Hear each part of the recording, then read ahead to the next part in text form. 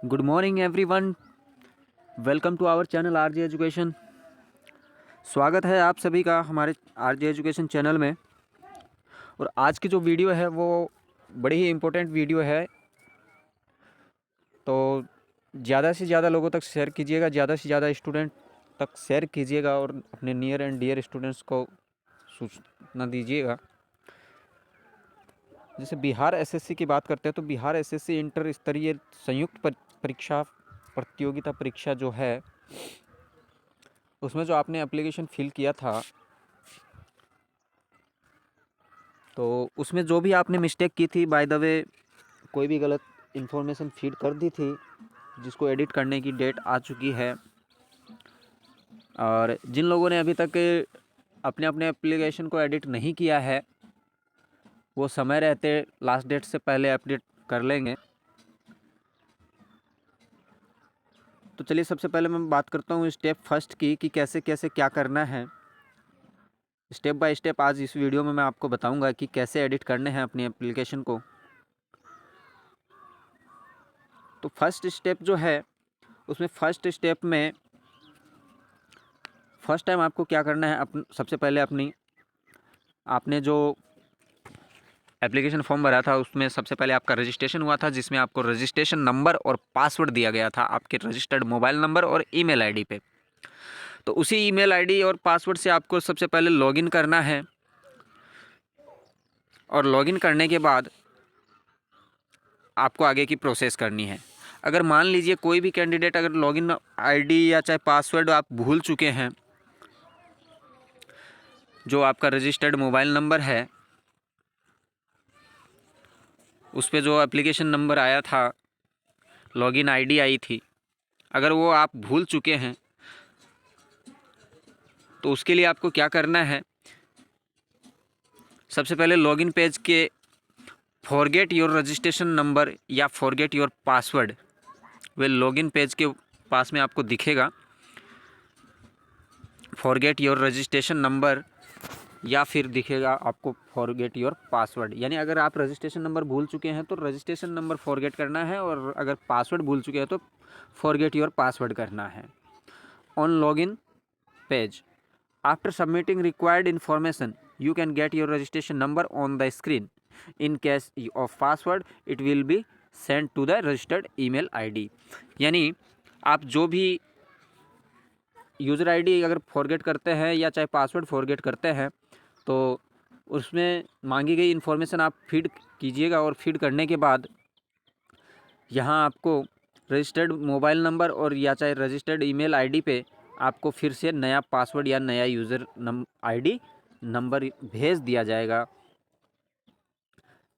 Login करने के उपरांत फिर उससे लॉगिन करना है, और लॉगिन करने के उपरांत एक नया पेज आएगा जिसमें अभ्यर्थी की विवरणी दिखेगी।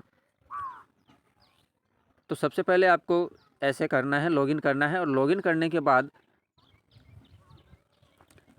अभ्यर्थी की विवरणी में यदि कोई सुधार वांछित हो तो वे click here for preview and edit your details before update your education details के लिंक पर क्लिक करेंगे, जो पेज के ऊपरी हिस्से में दिखेगा। आपके सामने जो पेज आएगा उस पेज के अंदर ऊपर वाले हिस्से में आपको लिखा हुआ मिलेगा, click here for preview and edit your details before update your education details के लिंक पर आपको क्लिक करना है। ऐसा आपको यहाँ लिखा हुआ मिलेगा। जैसे कि मैं यहाँ हाईलाइट कर देता हूँ कि आपको क्या लिखा हुआ मिलेगा। ये इस तरह से आपको यहाँ लिखा हुआ मिलेगा। चलिए ओके, आगे आपको क्या करना है, अभ्यर्थी ऑनलाइन आवेदन में निम्न बिंदुओं में सुधार कर सकते हैं। आप किस किस बिंदुओं में आप सुधार कर सकते हैं, किस किस ऑप्शंस को आप एडिट कर सकते हैं, वो आपको मैं आज यहाँ बताऊँगा। तो वो फर्स्ट ऑप्शन जो है वो है आपके यहाँ, सबसे पहले तो आप अपना नाम सुधार कर सकते हैं, अपने नाम में सुधार कर सकते हैं। सेकंड, आप यहाँ अपने माता पिता के नाम में आप स्पेलिंग एरर को, सिर्फ़ और सिर्फ स्पेलिंग एरर आप अपने नाम में भी और आप अपने माता पिता के नाम में भी सिर्फ़ और सिर्फ स्पेलिंग एरर को एडिट कर सकते हैं। जैसे कोटि की बात करते हैं, यानी कि आप जैसे किस वर्ग से आते हैं, जनरल कैटेगरी से है या चाहे पिछड़ा वर्ग से है या चाहे फिर अत्यंत पिछड़ा वर्ग से है, तो इस चीज़ को भी आप यहाँ सुधार कर सकते हैं। जैसे हम बात करते हैं 4th नंबर, EWS प्रमाण पत्र, क्रीमीलेयर रहित प्रमाण पत्र, जाति प्रमाण पत्र के प्रमाण पत्र संख्या एवं निर्गत तिथि। यानी आपने जो EWS प्रमाण पत्र लगाया है या चाहे आपने अपनी कैटेगरी का प्रमाण पत्र, कास्ट कैटेगरी प्रमाण पत्र सर्टिफिकेट आपने जो लगाया है, उसमें जो सर्टिफिकेट नंबर है सिर्फ और सिर्फ आप उसी में सुधार कर सकते हैं। तो इसको भी मैं यहाँ हाईलाइट कर देता हूँ। ओके, अब बात करते हैं 5 नंबर, नंबर 5 यानी 5 नंबर आप क्या सुधार कर सकते हैं, क्या किस चीज़ में एडिट कर सकते हैं। तो यहाँ डेट ऑफ बर्थ में आप एडिट कर सकते हैं। अब डेट ऑफ बर्थ में क्या एडिट कर सकते हैं वो आप यहाँ देखिए कि सिर्फ डे और मंथ, इन 2 चीज़ों में ही आप सुधार कर सकते हैं, बाकी आप ईयर के अंदर सुधार नहीं कर सकते।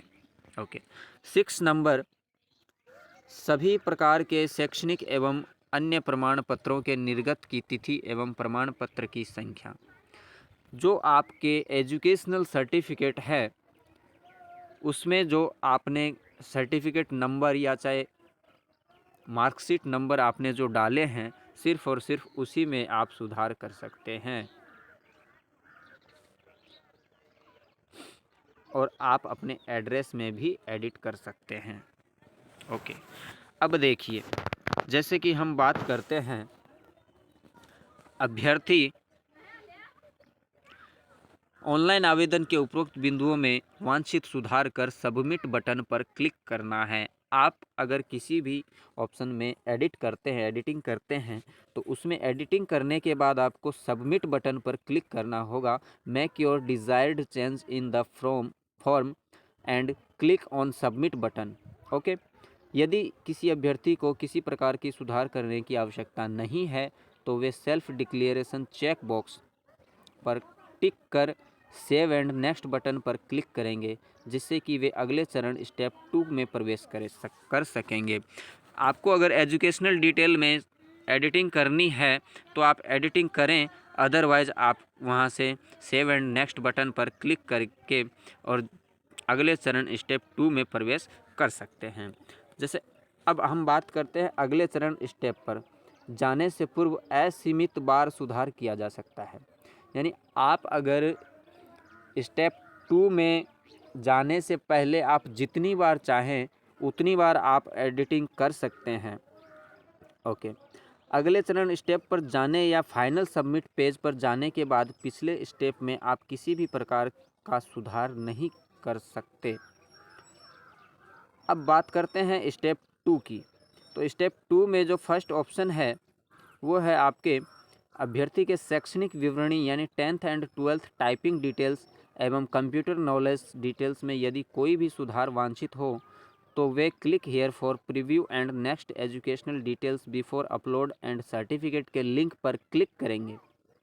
आपको अगर एजुकेशनल डिटेल्स के अंदर आपको एडिटिंग करनी है तो आप यहाँ इस तरह से कर सकते हैं। Click on preview and edit educational details before upload PDF certificate to edit your educational details 10th 12th typing details and computer knowledge details. Okay, step second के अंदर इसमें आपको ये देखना है, सेकंड नंबर जो है इसमें आपको ये देखना है अभ्यर्थी कोई भी शैक्षणिक विवरणी के उपरोक्त बिंदुओं में वांछित सुधार कर सबमिट बटन पर क्लिक करके ही अगले चरण में प्रवेश कर सकेंगे। यदि किसी अभ्यर्थी को किसी प्रकार की सुधार की आवश्यकता नहीं हो तो वे सेल्फ डिक्लेरेशन चेक बॉक्स को, जो नीचे एक बॉक्स चेक बॉक्स दिया हुआ होता है, उस पर क्लिक कर सेव एंड नेक्स्ट बटन पर क्लिक करेंगे, जिससे कि वे अगले चरण में यानी स्टेप 3 में आप प्रवेश कर सकते हैं। अब हम बात करते हैं स्टेप 3 की। तो स्टेप 3 में फर्स्ट ऑप्शन है अभ्यर्थी अपने प्रमाण पत्र को मूल रूप से स्कैन कर संबंधित कॉलम में PDF फॉर्मेट में 50 KB से 1 MB के बीच आपको जो PDF की फाइल साइज़ है वो 50 KB से लेके और 1 MB के बीच में रखनी है, और फिर उस PDF को आपको वहाँ अपलोड करना है। Candidate will upload his scanned copy of original certificate in respective columns in PDF file format only. PDF file size must be between 50 KB and 1 MB. Okay, चलिए अब देखिए इम्पोर्टेंट बात सुनिए। अभ्यर्थियों द्वारा सुसंगत प्रमाण पत्रों के अतिरिक्त अन्य प्रमाण पत्र अभिलेख अपलोड किए जाने की स्थिति में आयोग द्वारा उनके विरुद्ध विधि सम्मत कार्रवाई की जा सकती है एवं उनका अभ्यर्थित्व भी रद्द किया जा सकता है। अगर आप कोई भी अवांछित सर्टिफिकेट अपलोड करते हैं तो उनके विरुद्ध कड़ी से कड़ी कार्रवाई की जाएगी और उनकी जो अभ्यर्थित्व है वो भी निरस्त कर दी जाएगी। तो मैं यही कहूँगा अपने स्टूडेंट्स से और अपने फॉलोअर्स से और अपने जुड़े हुए जो भी साथी हैं उन सभी से कि कोई भी अवांछित प्रमाण पत्र इसमें अपलोड ना करें।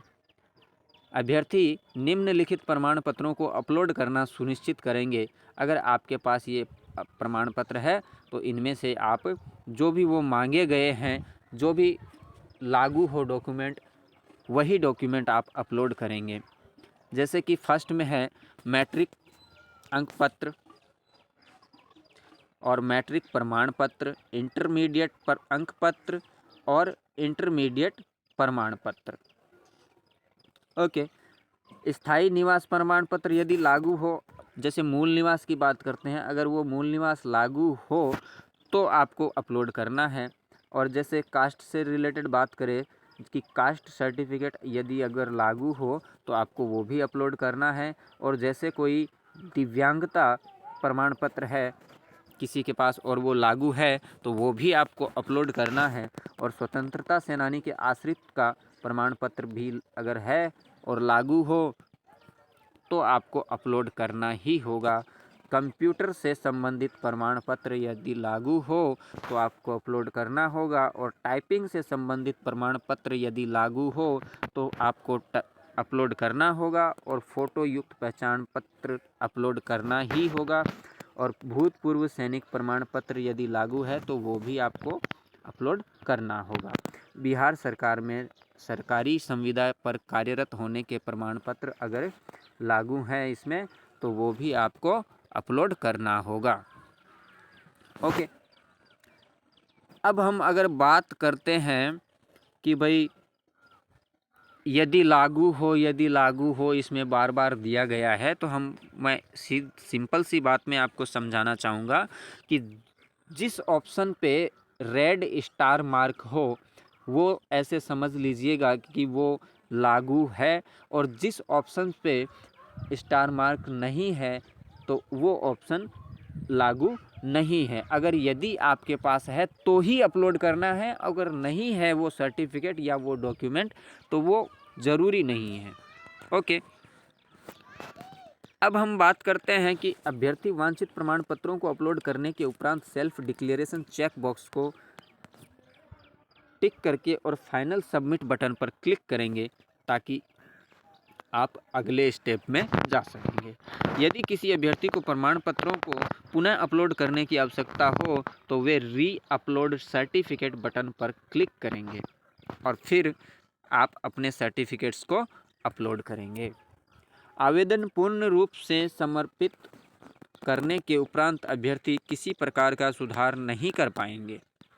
जैसे एक बार आपने अगर फाइनली सबमिट कर दिया तो candidate can not make any change, यानी जो अभ्यर्थी है वो बिल्कुल भी कोई भी चेंज नहीं कर पाएंगे, कोई भी एडिटिंग बाद में नहीं कर पाएंगे।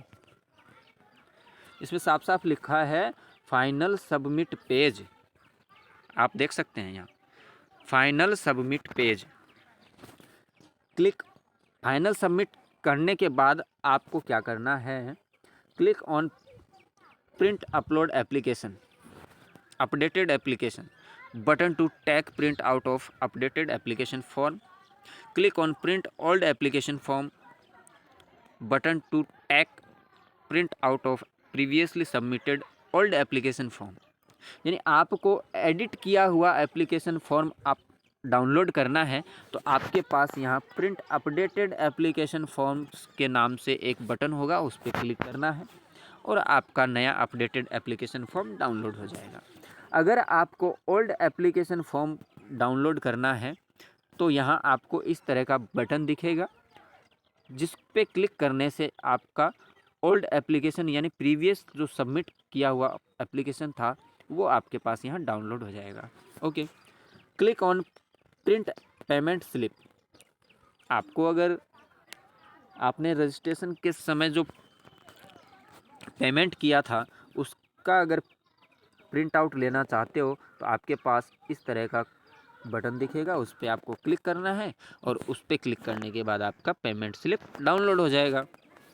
और देन आपको क्या करना है, click on log out button to log out from the online application, यानी आपको वहाँ से लॉग आउट कर देना है। अब देखिए नोट में क्या दिया हुआ है, तो नोट में क्या दिया हुआ है तो आपको यहाँ देखना ये है कि अभ्यर्थी विज्ञापन की अंतिम तिथि 11 दिसंबर 2023 जो निर्गत थी वो ये थी, प्रमाण पत्र ही अपलोड कर सकते हैं, ये अंतिम तिथि थी। ओके, हिंदी टंकन के लिए मंगल फ़ॉन्ट, हिंदी टंकन के लिए जो मंगल फ़ॉन्ट है उस वो यूज़ की जाएगी और अंग्रेज़ी टंकन के लिए टाइम्स न्यू रोमन फ़ॉन्ट का इस्तेमाल किया जाएगा तथा रेमिंगटन गेल कीबोर्ड लेआउट का प्रयोग किया जाएगा।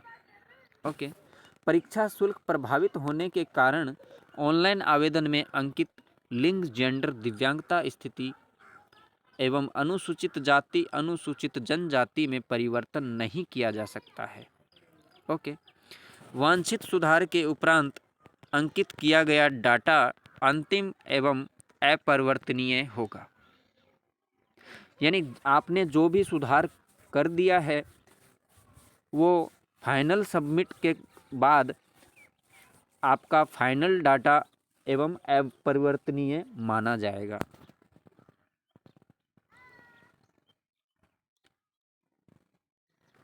उम्मीद करता हूँ कि इस वीडियो में मैंने जितना भी आपको समझाया है, जितना भी आपको बताया वो समझ में आ चुका होगा। और अगर किसी भी स्टूडेंट्स या किसी भी दोस्तों को अगर नहीं समझ में आया है तो ये जो पीडीएफ है, इस पीडीएफ का लिंक मैं आपको डिस्क्रिप्शन में दे दूंगा, आप वहाँ से जाके इस पीडीएफ को डायरेक्ट डाउनलोड कर सकते हैं। और अंत में मैं यही कहना चाहूँगा कि आपके जो भी नियर एंड डियर स्टूडेंट्स हैं, नियर एंड डियर फ्रेंड्स हैं, उन सभी तक इस वीडियो को शेयर करेंगे और ज़्यादा से ज़्यादा शेयर करेंगे, बहुत बहुत शेयर करेंगे।